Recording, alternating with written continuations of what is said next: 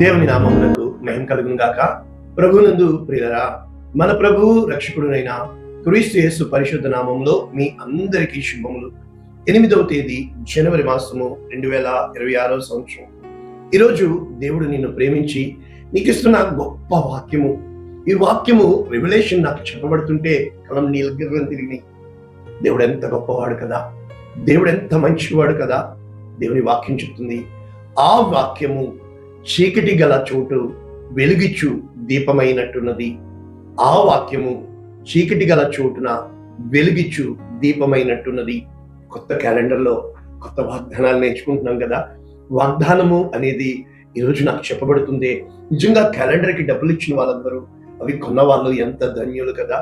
365 పేజీల్లో 8వ పేజీ నేర్చుకుంటున్నాం. మన జీవితంలో దేవుడు గొప్ప కార్యాలు చేయడానికి ఇష్టపడుతున్నాడు. పేతురు గారు రాసిన 2వ పత్రిక 1వ అధ్యాయం 19వ వచనం పూర్తి వచనము, మరియు ఇంతకంటే స్థిరమైన ప్రవచన వాక్యము మనకున్నది. తెల్లవారి వేకువ చుక్క మీ హృదయంలో ఉదయించు వరకు ఆ వాక్యము చీకటి గల చోటున వెలుగిచ్చు దీపమైనట్టున్నది. దాని యందు లక్ష్యముంచిన యెడల మీకు మేలు. ఇది వాక్యం. అయితే ఇంగ్లీష్లో ఎలా ఉంది? ఒకసారి మనము ఇంగ్లీష్లో నేర్చుకుంటే న్యూ లివింగ్ ట్రాన్స్లేషన్ మనం నేర్చుకుంటున్నాం. Because of that 2 Peter chapter 1 verses 19 experience అంటే ఆ అనుభవం. ఎక్కడ అనుభవం రాస్తున్నాడో మనం నేర్చుకుందాం. ఎవరితో చెప్తున్నారో నేర్చుకుందాం.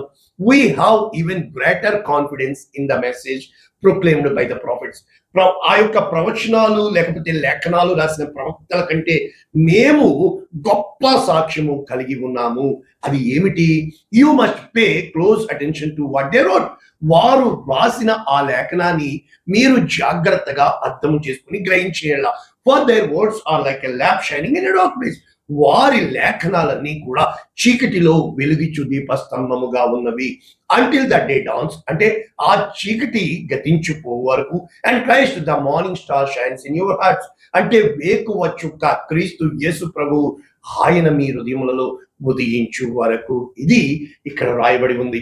కనుక 22 మనం నేర్చుకున్నాం. ఆయన వేకువ చుక్క, మార్నింగ్ స్టార్, ఇలాగా ఎన్నో మనం నేర్చుకున్నాం. అయితే ఈ రోజు ఈ వాక్యము నాకు ఇవ్వబడిన రెవల్యూషన్ చదువుతుంటే కలంట నీళ్లు తిని ఇక్కడ ఏ అనుభవము పేతురు గారు రాయడానికి ప్రయత్నం చేస్తున్నాడు అని మనం చూసినప్పుడు దేవుని యొక్క వాక్యము ఇక్కడ స్పష్టంగా పేతురు గారు ఎక్కడి నుంచి మనం చదువుకోవచ్చు అంటే 13వ, మన ప్రభువైన క్రీస్తు యేసు నాకు సూచించిన ప్రకారము నా గుడారమును త్వరగా విడిచిపెట్టవలసి వచ్చినని ఎరిగి, అంటే ఆయన తాను చనిపోతున్నానని వృద్ధుడిగా ఉన్నప్పుడు రాస్తున్న ఈ మాటలు, నేను ఈ గుడారములో ఉన్నంత కాలము ఈ సంగతులను జ్ఞాపకం చేసి మిమ్మును రేపుట న్యాయమని ఎంచి, అంటే మన మాటలు ఎదుటి వారికి ధైర్యాన్ని, ఎదుటి వారికి ప్రోత్సాహాన్ని ఇచ్చినప్పుడు నేను మృతి పొందిన తర్వాత కూడా మీరు నిత్యము వీటిని జ్ఞాపకం చేసుకున్నట్లు జాగ్రత్త చేస్తారు అని చెప్పుతూ ఏమని చెప్పబడుతుంది? ఆయన మహత్యము మేము కన్నులారా చూచిన వారమే. అంటే ఇక్కడ తను ఏదో చెప్పట్లేదు. యోహాను గారు ఏం చెప్పారో, పౌలు ఏం చెప్పాడో పేతురు అదే చెప్తారు. నేను నా స్వంత అనుభవంతో నేను చెప్పగలుగుతున్నాను. ఆయన మార్గంలో నేను నడిచి వచ్చాను, ఆయన నన్ను నడిపించాడు. ఎలాగా? ఈయన నా ప్రియకుమారుడు, ఈయన యందు నేను ఆనందించున్నాను అను శబ్దము ఆ మహాదివ్య మహిమ నుండి నేను ఆయనను చూచి అది రూపాంతర కొండ అంటే ఎలా చెప్పచ్చు, మౌంట్ ఆఫ్ ట్రాన్స్ఫిగరేషన్ అంటారు. రూపాంతరము చెందినప్పుడు యాకోబు, యోహాన్, పేతురు గారిని తీసుకెళ్ళినప్పుడు ఆ అనుభవము ఇక్కడ పేతురు గారు రాస్తారు. మేము ఆ పరిశుద్ధ పర్వతము మీద ఆయనతో కూడా ఉండిన వారమై ఆ శబ్దము ఆకాశము నుండి రాగా వింటిమి. కాబట్టి అక్కడి నుంచి ఆ శబ్దాన్ని విని ఆ రోజున పేతురు చెప్తాడు కదా, నీకు ఏలియాకు మోషేకు ఇక్కడ పనసాలు కట్టమా అని.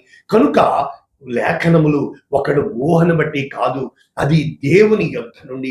ప్రవచనము ఎప్పుడు మనుష్యుని ఇచ్చని బట్టి కాక మనుష్యులు పరిశుద్ధాత్మ వలన ప్రేరేపింపబడిన వారి దేవుని మూలముగా రాసి ఉన్నారు. కనుక ఇది ఆ భావం. అంటే తాను ఏదైతే ప్రకటిస్తున్నాడో అది తాను తన అనుభవంలో రుచి చూచిన వాడే. ఈ పండుగలు ఎలా చేయాలి, అసలు ఎంతవరకు చేయగలను అని ఏ రోజు నా చుట్టూ ఉన్న వాళ్ళు అడిగారు. నేను ఒకటే చెప్పాను, పండగ చేయించవలసిన వాడు ఆయన, పండగ ద్వారా మహిమ పొందవలసిన వాడు ఆయన. నీ చుట్టూ నలుగురు, అయ్యో కింద ఒకరు, వీధిలో ఒకరు, ఆ బిల్డింగ్ నుంచి, ఇక్కడి నుంచి, అక్కడి నుంచి నీ దగ్గరికి రావాలంటే ఎంత మందిని దాటుకుని రావాలి. నిజంగా నీలో వెలుగు ఉన్నప్పుడు, నీలో మహిమ ఉన్నప్పుడు, నీలో జీవం ఉన్నప్పుడు మనుషులు దాన్ని వెతుక్కుంటూ రావాలా, అడ్డంకాలు తొలగించుకుంటూ రావాలా, అడ్డుబండలు దాటుకుంటూ రావాలా. దేవుడు ఉన్నాడు అని దేవుని దగ్గరికి రాగలిగిన వారిగా ఎవరైతే వస్తారో, బహు తక్కువ మంది రావచ్చు, కానీ వారు దేవుని నమ్మకమందు ఉన్న వారిగా ఉంటారు. ఏ రోజు కూడా ఈ లోకము విశాలముగా ఉంటుంది, ఈ లోకము ఎప్పుడు ఆకర్షణీయంగా ఉంటుంది. ఈ లోకానికి దండు కావాలి, దేవునికి నువ్వు కావాలి. కనుక ఈ రోజు దేవుని యొక్క వాక్యము సెలవిస్తుంది. ఆ యొక్క భక్తుడు రాసింది, కీర్తనకారుడు మనందరికీ తెలుసు, కీర్తన 119 అంతా కూడా నీ వాక్యము నన్ను బ్రతికించి ఉన్నది, బాధలలో నెమ్మదినిచ్చి ఉన్నది. వాక్యము అంటే నేను అనుకున్నాను దేవుని నోటి మాట అని. ఇప్పుడు ఆయన నోటి మాట వాక్యము నీ నోట ఉంచి ఉన్నాడు. ఆయన నీ జీవితాన్ని తన వాక్యముగా, తన సాక్ష్యముగా మలచుకోవాలని వాక్యమును యాకోబుకు తెలియజేసిన వాడని. కనుక ఏ రోజునైతే వాక్యము నీకు సాక్ష్యము కలగగలదో, వాక్యములో నీ జీవితాన్ని ఎంచుకుంటావో, వాక్యము బట్టి నీ జీవితాన్ని చూస్తావో, భక్తుడు రాస్తున్నాడు, నీ వాక్యము నా పాదములకు దీపము, నా త్రోవకు వెలుగై ఉన్నది. ఎప్పుడైతే ఈ వాక్యము నీకు నాకు వెల్లడి అవుతుందో, దేవుని యొక్క వాక్యం చెప్తుంది, నీ వాక్యములు వెల్లడి అవుతోడని వెలుగు కలుగును. అవి తెలివి లేని వారికి ఏ రోజునైతే ఆ వాక్యము నువ్వు గ్రహించగలుగుతావో, ఆ వాక్యము నీకు వివరించబడుతుందో, ఆ వాక్యము నీకు ప్రకటించబడుతుందో, ఆ వాక్యమై ఉన్న దేవుడు అనగా దేవుని యొక్క వాక్యం సెలవిస్తుంది. యోహాన్ గారు రాస్తూ చెప్తున్నాడు చక్కటి మాటలు. యోహాన్ గారు రాస్తున్నట్లు, ఆది యందు వాక్యము ఉండెను, వాక్యము దేవుని యొద్ద ఉండెను, వాక్యము దేవుడై ఉండెను. కనుక ప్రభువునందు ప్రియులరా, ఆ వాక్యమై ఉన్న దేవుడు ఈ రోజున నిన్ను నన్ను ఎంచుకుంటున్నప్పుడు, ప్రభువునందు ప్రియులరా, ఒక్కసారి దేవుని వాక్యాలు సత్యమని, దేవుని వాక్యాలు నీ జీవితంలో నెరవేర్పులోనికి తేవాలని ఇష్టపడుతున్నాడని, ఆది యొద్ద ఆయన దగ్గర నీవు నేను కూడా ఉన్నామని, ఆయన మూలముగా సమస్తము కలిగింది ఆయన మూలంగా అయితే నువ్వు ఉన్నప్పుడే కదా. అంటే నిన్ను కూడా దేవుడు తన సాక్ష్యంలో పెట్టుకున్నాడు కదా. నిన్ను తన మహిమతో నింపాలి, నిన్ను తన రక్షణ మార్గముగా వాడాలి, నిన్ను తన కొరకు దీపముగా, అన్యజనులకు వెలుగిచ్చినట్లు నేను నిన్ను దీపముగా చేసి తిని అని కనుక కలిగి ఉన్నదే.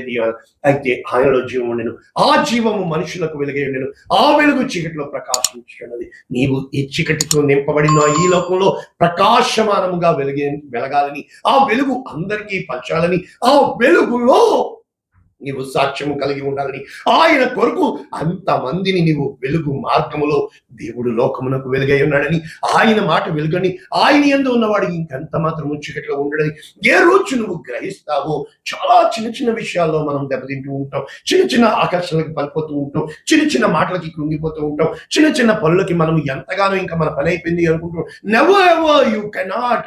నీవు దేవుని యందు లక్ష్యం ఉంచినప్పుడు, దేవుని యందు దృష్టి పెట్టినప్పుడు, దేవుని కొరకు నీవు ప్రయాసపడినప్పుడు, ఇటువంటి కఠినమైన మార్గమైనా కూడా, ఇటువంటి కష్టమైన మార్గమైనా కూడా నీ దేవుడు నీకు తోడుగా ఉండగా, ఆయన నియమించిన స్థలంలో నీవు ఉండగా, ఆయన పెట్టిన సాక్ష్యముగా నీవు ఉండగా, ఆయన వాక్యము నీలో కార్యకారి కావాలని, ఇదిగో నేను లోకమును జయించి ఉన్నాను, ఈ లోకంలో మీకు శ్రమ కలుగును కానీ మీరు ధైర్యము తెచ్చుకోండి, మీ హృదయములను కలవరపడనికుడి. కనుక ఆ వాక్యము నీవు నీ జీవితమని, ఆ వాక్యము అనగా దేవుడు అబ్రహాము జీవితాన్ని అబ్రహాముగా మార్చాడని, ఆదాము జీవితమే ఒక వాక్యమని, ఆ దావీదు జీవితమే ఒక వాక్యమని, యాకోబుని ఇశ్రాయేలుగా మార్చాడని, ఇస్సాకుని అబ్రహాముకి వాగ్దానం చేశాడు.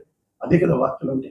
మరి నీ వాక్యము ఈ రోజు జీవ గ్రంథంలో, నీవు దేవుని దర్శనంలో, అదే కదా పేతురు రాస్తున్నాడు, ఈ గుడారములో నివసించి ఉన్నంత కాలము నీకు ప్రేరేపణగా, నీకు ధైర్యము చెప్పే విధముగా, నిన్ను నిలబెట్టే విధముగా, నీకు సామర్థ్యము కలుగు. అంతే కదా దేవుడు కోరుకుంటున్నాడు. ఏ రోజునైతే నీ దేవుడు నమ్మదగిన వాడని, నమ్మకమైన వానికి మెండైన దీవెనని ఆయన యందు నువ్వు లక్ష్యం ఉంచుతావో, ఆయన కొరకు నీవు ఆయత్తపడతావో, ఆయన యందు నీవు సిద్ధపడతావో, వాగ్దానం చేసి నన్ను పిలచిన వాడా, చేయి విడువకు ఊపిరాగే వరకు. వాగ్దానం ఆయన చేశాడు. ఆయన వాక్యం నీలో నెరవేరాలి. ఆయన వాక్యం నీలో నెరవేరుటయే నిన్ను పంపిన వాని చిత్తమైనది. అనాది కాలంలోనే నన్నెరిగిన యేసయ్యా. ఏ రోజునైతే ఆయన ఆది కాలంలోనే నిన్ను ఎరిగి ఉన్నాడని, నీవు బహుప్రియుడవని, ఆయన నిన్ను ప్రేమించుచున్నాడని ఈ వాగ్దానాలన్నీ నాకు వచ్చినాయి. 2020లో ఈ వాగ్దానాలు వచ్చినాయి. 2022లో ఈ వాగ్దానాలు వచ్చినాయి. ప్రతి వాగ్దానము నా జీవితంలో నెరవేరింది. నీవు ఆయన నీతిని చూస్తావన్నాడు. ఆయన నీతిని నేను చూడగలిగాను. ఆయన మంచివాడు. ఆయన ఏది నువ్వు అనుకున్నట్లుగా చేయడు. కానీ నీవు అనుకున్న సమస్తము ఆయన చేస్తాడు. చాలాసార్లు కొన్ని అటు ఇటు అవుతుంటాయి కదా. ఎలాగంటే మనము ప్రేమించిన వాళ్ళు ఎవ్వరూ మనతో ఉండరు. మనల్ని ప్రేమించిన వారితో మనం ఉండవు. కనుక ఏదో పరిగెడుతూ ఉంటావు, ఏదో చేస్తూ ఉంటావు. కానీ ఏ రోజునైతే ఎంతకాలం రాబాయ్ జడదేకో, ఏ రోజునైతే నీవు ఒక్కసారి ఆగి నిజంగా దేవుడు నీ జీవితంలో ఏం చేయాలనుకుంటున్నాడు, నీకేం చెప్పాలనుకుంటున్నాడు, ఏ మార్గంలో నడిపించాలనుకుంటున్నాడో నువ్వు గ్రహించగలిగితే మంది వచ్చేస్తారు, వందల కొద్ది వస్తారు. వాళ్ళకి నచ్చింది దొరకకపోతే వెళ్ళిపోతారు. ఏ రోజు నువ్వు అలా ఉండద్దు. ఆ వాక్యం నీలో ఉంది. ఆ వాక్యం నీ కోసం ఎదురు చూస్తుంది. ఆ వాక్యం నీకు సాక్ష్యం పలకాలని ఆశపడుతుంది. కమాన్, యెహోవా వెలుగు నీకు వచ్చినది, ఆయన మహిమ నీ మీద ఉదయించున్నది. చూడమో, చుట్టూ భూమిని చీకటి కమ్ముచున్నది, రాజులు నీ మహిమకు వచ్చేదారు. ఈ యొక్క జనులు నీ వచ్చి తీరుతారు. కారణం ఏంటి తెలుసా? నీవు వాక్యం కోసం నిలబడ్డావు. ఆ వాక్యంలో నీ జీవితం ఎంచుకున్నావు. ఆ వాక్యమే ఊపిరిగా బతుకు. ఎవడు చెప్పాడు ఊపిరిగా బతకడం అంటే? పరిశుద్ధంగా. అబద్ధమండి. మనలో ఏ పరిశుద్ధత ఉండదు, మనలో ఏ నీతి ఉండదు. అయినను ఆయన మనల్ని ప్రేమిస్తున్నాడు. అదే వాక్యం. ఏ వాక్యమైతే యాకోబు మోసగాడిని ఇశ్రాయేలుగా మార్చినాడు, ఏ వాక్యమైతే అబ్రాము ఆ యొక్క జనములు అసలు పిల్లలే లేని ఒక వృద్ధుడైపోయిన వాడిని విశ్వాసులకు తండ్రిగా, లోకానికే మూల పురుషుడిగా రాసి ఇచ్చేసాడు, ఏ వాక్యమైతే గొర్రెల దోటిలోని తీసుకొచ్చి దావీదుని మహారాజుగా, కమానియా ఎవరు చెప్పారండి? మహారాజైన దావీదు తన ఇష్టానుసారంగా బ్రతికాడు. కానీ దేవుని చిత్తానుసారుడిగా, హృదయానుసారుడిగా పేరు తెచ్చుకున్నాడు. దేవుని చిత్తాన్ని అబ్రాము తనకిష్టానుసారంగా బ్రతికాడు. కానీ విశ్వాసులకు దేవుని చిత్తంలో, దేవుని బలియాగంలో, తన జీవితంలో ఎన్ని పెట్టబడిన ప్రతి పరీక్షలో గెలిచాడు. యాకోబు తన ఇష్టానుసారంగా బ్రతికాడు. కానీ దేవుని ప్రతి పరీక్షకి నిలబడిన వాడే, దేవునితో పోరాడి మగసిరి గలవాడే యాకోబు ఇశ్రాయేలుగా మారాడా. ఈరోజు నువ్వు మారాలా? ఎలాగా? నాకు నచ్చింది. దేవుని చిత్తము ఎరిగిన వాడవై, దేవుని కృప ఎరిగిన వాడే, దేవుని కొరకు ఆయత్తపడిన వాడవై, దేవుని కొరకు రోషము కలిగిన వాడే, జీవము గల దేవుని సైన్యమును తృణీకరించుటకు సున్నతిలేని ఈ ఫిలిష్తీయుడు ఏం పాటేవాడా? నీవే నాకు ధనం ఇచ్చితివని అనకుండా అని అబ్రహాము వలె ఏ విధంగా యాకోబు లాభాలను చూసి నేను అడుగు పెట్టిన ప్రతి స్థలము దీవించబడి ఉన్నది, నా దేవుడు నన్ను దీవించాడు, లేకపోతే నువ్వు నన్ను చంపేసు అని చెప్పి ఆ విధమైన సాక్ష్యం కలిగి ఉండాలా? అటువంటి గొప్ప వాక్యము, ఆ వాక్యము శరీరధారి అయి కృపా సత్య సంపూర్ణుడుగా మనం, ఆ శరీరము నీదని, ఆ వాక్యము నీలో పెట్టాడని, ఆ వాక్యము నీ ఊపిరిగా కావాలని దేవుడు ఎదురు చూస్తాడు. దీవించాలి. పరిశుద్ధుల ప్రేమ పెట్టబడిన ఈ వాక్యం అనేక మందికి ఆశీర్వాదం, అనేక మందికి దీవెనకరంగా, అనేక మందికి రక్షణకు మూలకార్యంగా, ఆ వాక్యము చీకటిలో దీపస్తంభముగా, వెలుగుగా నా కోసం, నీ కోసం, ప్రజలందరి కోసం వెలుగిచ్చుటకు దీపస్తంభముగా మార్చబోతున్న దేవా, అన్య జనులకు వెలుగుగా నియమించిన దేవా, నీటి కృపా మహిమైశ్వర్యము ఒక సౌలుని పౌలుగా మార్చి వెలుగుగా మార్చిన దేవా, ఆ యొక్క అబ్రహాముని వెలుగుగా మార్చిన దేవా, నీ కృపగా మమ్మల్ని అర్పించుకుంటున్నాము. ఆమేన్. God bless you all.